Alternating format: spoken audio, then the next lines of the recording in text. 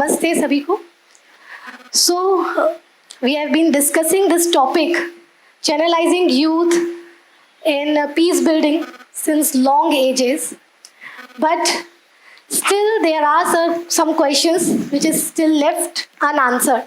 That is, the question which we want to make today, the question which I want you all to ask yourself today. That is, how youth can contribute in peace building. But more importantly, my today's agenda is to make you question how I as an individual can contribute in peace building. I think this is the question which is left unanswered because this question never gets raised and maybe overlooked.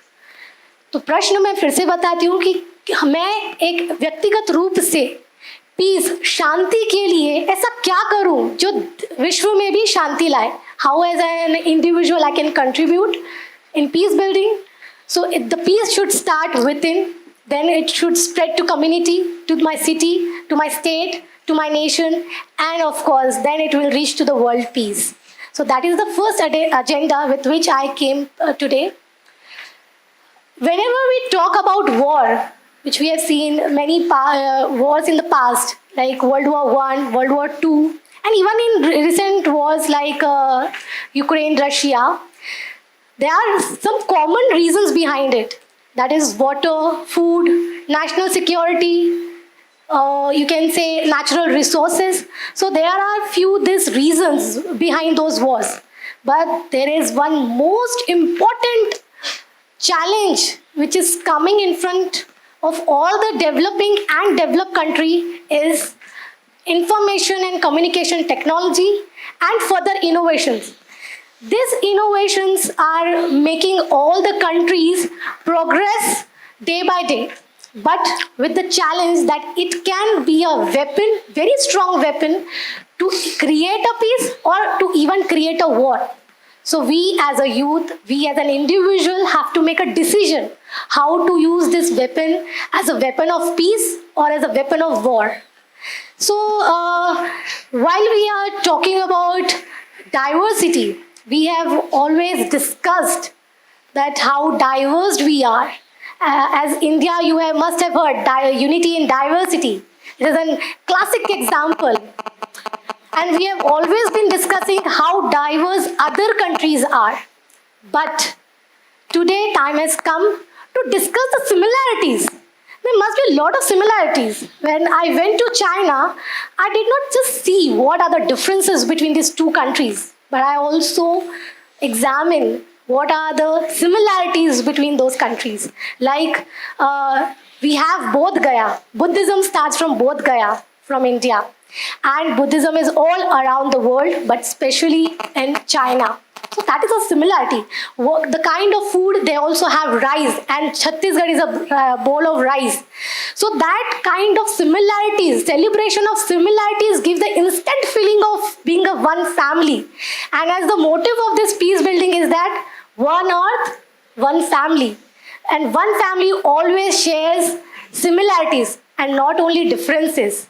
So that is another thing what we need to understand. That is, it is not just the differences, but it is a similarity which makes family as one. Another takeaway, like I mentioned when I started my comment on this topic, how I as an individual can contribute. Because as an individual youth who is a youngster, must be most of them, you are a student from different background, must not be working under Indian Army or any special services or not contributing in any kind of policy making. Then where do we stand? Because everyone is expecting from a youth to contribute in each and every aspect. Isn't it? Right? So now how we as an individual in day-to-day life can create a peace. There's one important thing, starting from social media. Social media is that weapon which we need to use wisely because it can create a war and huge youth unrest between us. There's classic examples like Black Lives Matters, like Me Too movement. it can create harmony, it can create peace, but it also created some kind of unrest on road. So whatever happening in the corner of the road now becoming the agenda of entire world for war or even for the peace. So youth, we have to understand how to use social media wisely for the peacemaking and for creating harmony within us. Secondly, how we are behaving not with other country people, but with our colleagues, but with our family members also decides the world peace. Because the kind of behavior we are having towards any kind of topic, to any kind of consciousness, it also contributes for the world peace. So we have to understand our own behavior. Then third thing, which I want to make, that there are a lot of war happened in which a big leaders were involved.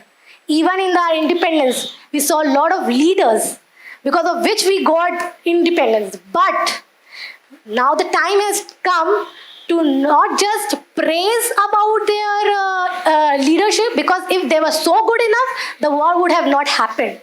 There was a war, it means there were mistakes. So now we have to learn from big leaders about their mistakes, what they have done, and not to repeat those mistakes.